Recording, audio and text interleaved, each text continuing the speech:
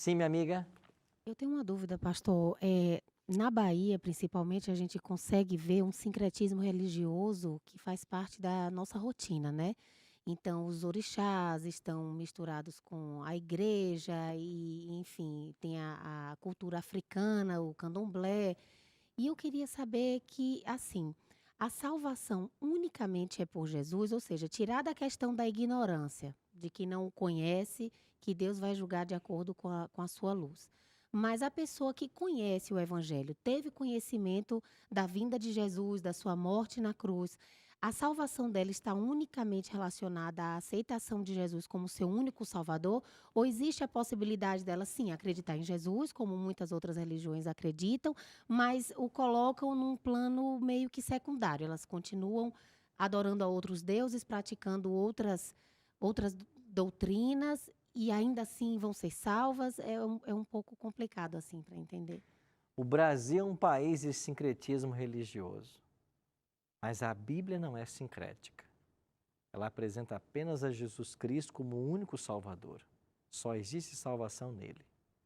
Então, Todos os mesmo quem conceitos, pratique boas obras e acredite em Jesus, mas que faça outras coisas que o neguem como o único filho e único salvador, então ele é não como existe perdido. esperança de salvação.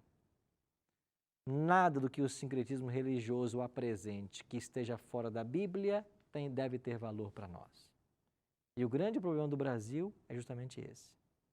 A gente tem uma cultura religiosa totalmente extra-bíblica. É uma cultura extra-bíblica. Se ensinam centenas e milhares de coisas que nada tem a ver com a Bíblia. Com todo respeito a vocês, com todo respeito a você, telespectador, em nome da verdade da Bíblia, o que tem que ser dito aqui é o seguinte: não importa quem você seja, não importa o seu credo, a sua fé e a sua religião. Ouça com atenção. Se aquilo que você acredita não está solidamente fundada nesse livro, não tem valor algum. Você está no caminho errado. Porque só esse livro é a luz que nos ilumina e nos aponta o caminho da vida eterna. Então, se a sua cultura religiosa tem outras origens que não é a Bíblia, se a verdade que você aprendeu, se os conceitos que você tem, se a sua cosmovisão foi formada com outros escritos, não importam quais sejam, mas que não é a Bíblia, você está num caminho muito perigoso. Então há um conselho para você. Volta para a Bíblia e deixa que a Bíblia seja a única norma na sua vida. Se você não fizer isso, você corre risco de perder a sua vida eterna. Daniele, essa é a grande verdade. O Brasil tem uma cultura religiosa extra-bíblica e que biblicamente não tem nenhum valor. Nós devíamos, então, abrir mão de tudo isso, nos despirmos de todos esses conceitos e perguntar apenas para a Bíblia assim: o que é a verdade? Qual é o caminho da salvação? E ela vai responder. Adonai? Pastor, eu aprendi que quando uma pessoa morre, alguém morre, né? Se ela morre no bem, sendo uma boa pessoa, vai para o céu. Ou, se ela é má, uma pessoa má, ou ela vai direto para o inferno, né? Ou ela passa um tempinho no purgatório, né? Para se purificar, vamos dizer assim. O purgatório, ele tem alguma base bíblica, pastor? Ele é citado na Bíblia?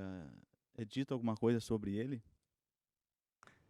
A teoria do purgatório que existe hoje, essas três dimensões, céu, terra e inferno, elas provêm muito mais da alegoria do que da Bíblia.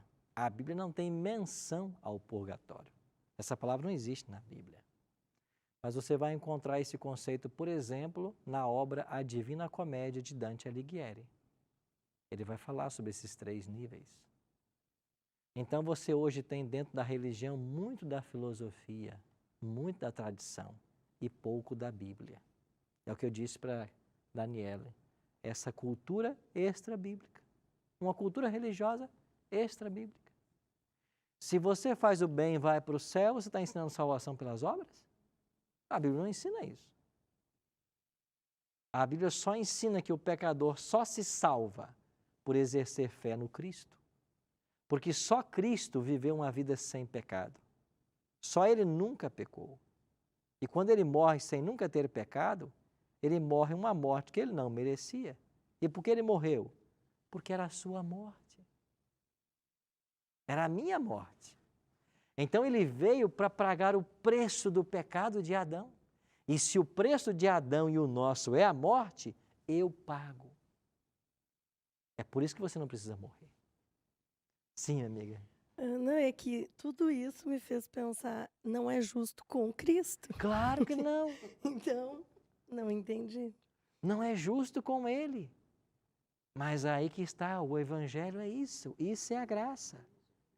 O justo morre para que o pecador viva. Adriano?